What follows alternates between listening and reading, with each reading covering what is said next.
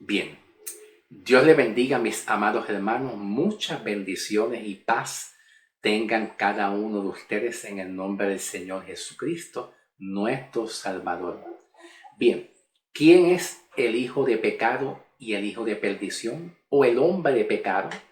¿Quién es el hombre de pecado y el hijo de perdición? De acuerdo a segunda de Tesalonicenses 2, versículo 3. De acuerdo a segunda de Tesalonicenses, capítulo 2, versículo 3, ¿quién es el hombre de pecado que Pablo habla y quién es el hijo de perdición? Estaremos respondiendo esa pregunta. De acuerdo a la primera carta de Tesalonicenses, capítulo 5, versículo 2, cuando Pablo dice: porque vosotros sabéis perfectamente que el día del Señor vendrá así, como ladrón en la noche. Cuando venga el arrebatamiento, ¿cómo Cristo vendrá en el día del arrebatamiento? ¿Vendrá como ladrón en la noche o vendrá en una nube? Pregunta para reflexionar. ¿Vendrá Cristo en el arrebatamiento como un ladrón en la noche? ¿O vendrá como en una nube a buscar su iglesia? Pregunta para reflexionar. ¿Vendrá Cristo en un caballo blanco para buscar su iglesia, para dar retribución de juicio? ¿O vendrá en una nube? Vamos entonces a responder primero la primera pregunta en segunda de Tesalonicenses, capítulo 2, versículo 4. ¿Quién es el hombre de pecado y el hijo de perdición? Así que comencemos.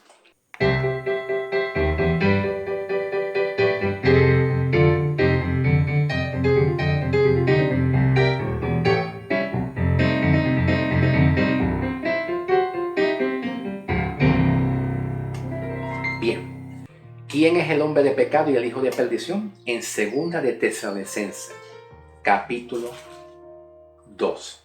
Vamos a comenzar a leer el versículo 1 en adelante. Y dice así, comenzamos el versículo 1 en adelante. Pero con respecto a la venida de nuestro Señor Jesucristo y nuestra reunión con Él, les rogamos, hermanos, que no se dejen mover fácilmente de vuestro modo de pensar, ni os conturbéis ni por espíritu, ni por palabra, ni por carta. Como si la carta que yo le estoy escribiendo fuera mía. Como si la carta que yo le estuviera hablando fueran las cartas y los escritos que yo les escribo a ustedes, la iglesia,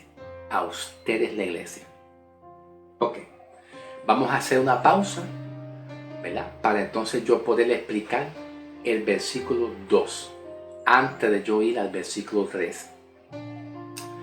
Pablo aquí tiene una preocupación con la iglesia. Y Pablo, la preocupación que es de la iglesia es que muchas iglesias están confundiendo el día del arrebatamiento de la iglesia, que Cristo viene para levantar a su iglesia y llevársela a la presencia de Dios para siempre, para ser librado de la gran tribulación.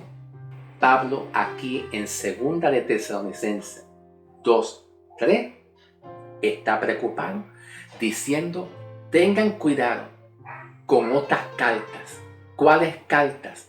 Las cartas de Juan, las cartas de Pedro, las cartas de Santiago, sobre todo las cartas de Juan. Cuando Pablo está hablando carta, está un poquito más haciendo referencia, apuntando más a las cartas de Juan. ¿Cuál Juan? ¿Juan el Bautista? No, Juan el Apocalipsis, el que está escribiendo Apocalipsis. Y aunque también está hablando de las cartas de Pedro y Santiago. Ok.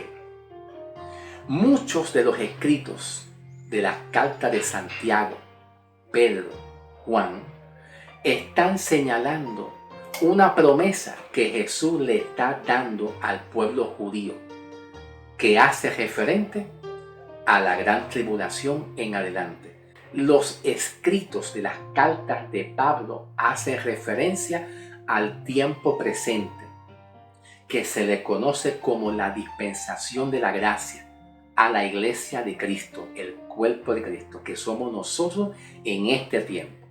Entonces Pablo dice, tengan cuidado, no se dejen confundir con los escritos de Juan, que habla acerca de la gran tribulación y acerca del reinado milenial, acerca de una segunda venida de Cristo. No solamente los escritos de Juan, Santiago o Pedro. Vemos también un ejemplo en el libro de Mateo 24.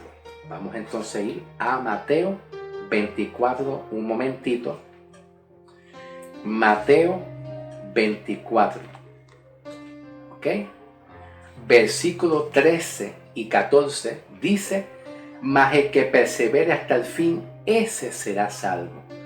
Y será predicado este evangelio del reino a todo el mundo para testimonio a las naciones, y entonces vendrá el fin. Por tanto, cuando veáis en el lugar santo la abominación desoladora del que habló el profeta Daniel, el que lea entienda. Entonces los que estén en Judea huyan a los montes. El que esté en la azotea no descienda para tomar algo de su casa, etc. Todos estos escritos que Jesús habla se lo está escribiendo a Israel, a los judíos. Aquí Jesús está hablando de una segunda venida que es distinta y diferente a la venida de Cristo a la iglesia, que es el arrebatamiento. Al arrebatamiento, ¿ok? Que es muy diferente. Y esta segunda venida de Cristo tiene que ver con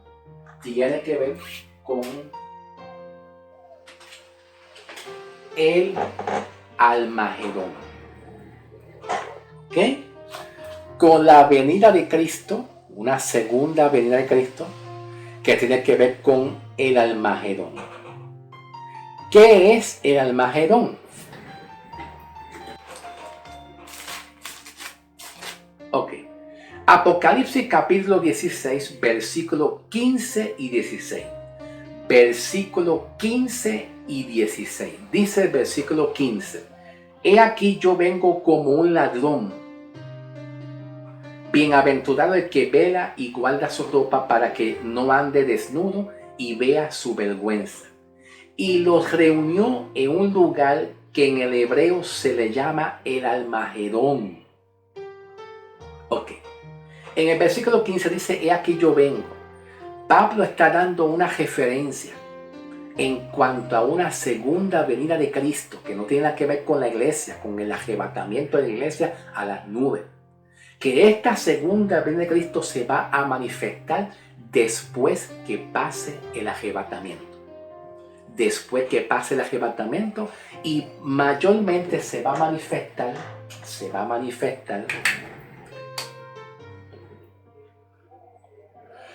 después que se cumplan los 7 años de tribulación y de gran tribulación. Puede caber la posibilidad que sea al comienzo de los próximos 3 años y medio. Puede caber la posibilidad que sea de aquí en adelante al inicio, o puede caber la posibilidad que ya al comenzar estos 3 años y medio que le sigue. De estos mismos 7 años de tribulación y gran tribulación, hay posibilidades que la segunda venida de Cristo, como el Cordero, viene para este periodo de tiempo para destruir las naciones y destruir al anticristo, ¿ok? Deshacer al anticristo, ¿ok? Pero entonces, cuando Cristo venga en este periodo de tiempo, va a descender Cristo, que se le conoce como el día del Almagedón, que es el día de juicio, de castigo para las naciones, de este periodo de tiempo y para destruir al anticristo. Ahora, escuchen bien. Cuando Pablo dice que vendrá como ladrón, ¿verdad?